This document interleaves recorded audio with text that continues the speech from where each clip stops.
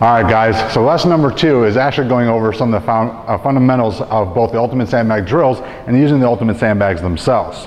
So what Jim's going to demonstrate is some of the beautiful simplicity in one of our exercises called the bear hug squat. The bear hug squat is one of those drills that allows everyone to squat perfectly.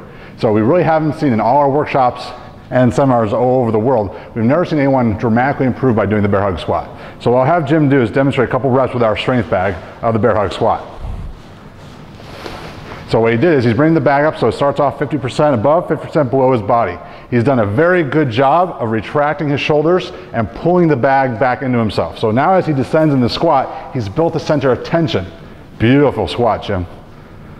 Let's do a couple from the side as well. What a lot of people do is they lose what's happening up in here.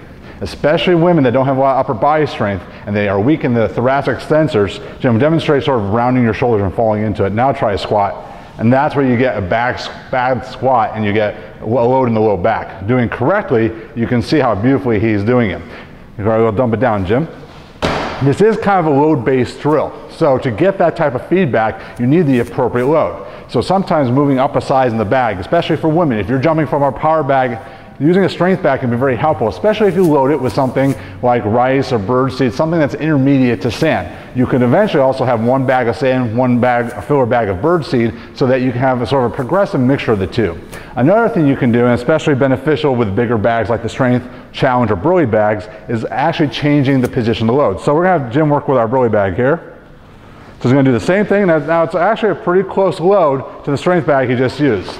Now he's got a bigger dimension. Sometimes that's better for bigger guys especially, or people trying to progress, because you can really pull yourself back into the lift. So he's just going to do one rep, and that's a lot more load through his body. Now as he goes down deeper, his hamstrings and glutes really fire off. So he's getting a postural exercise and a major glute hamstring exercise.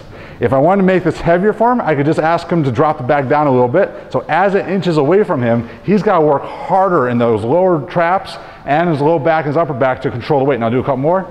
And that feels like a heavier load now, doesn't it, Jim? You have more of the load working against you. And action. Nice. So if you're trying to help people, whether it's grooving a proper squat pattern, if you're trying to help people turn on their posterior chain, their glutes and the hamstrings, but they're not comfortable in that hinging position, this is a great way of doing it.